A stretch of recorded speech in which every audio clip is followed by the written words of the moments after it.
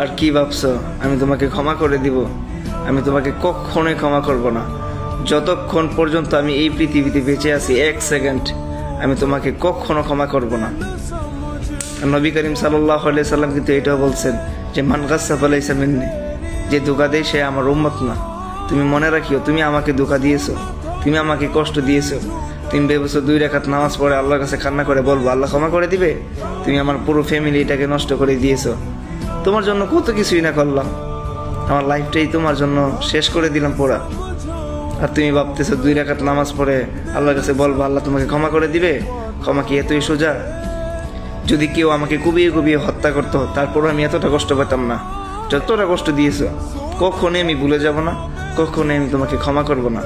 তুমি মনে রাখিও, 100 বছর পরে হলো আমি তোমাকে মনে রাখবো। আমার মস্তিষ্কগুলো নষ্ট হয়ে গেল, আমি তুমি নামের মানুষটাকে আমি কখনোই ক্ষমা করব না, কখনোই ভুলে যাব না। কাল কিয়ামতের মাঠেও আমি তোমাকে ধরবো, কখনোই আমি তোমাকে ক্ষমা করব না। মনে রাখিও।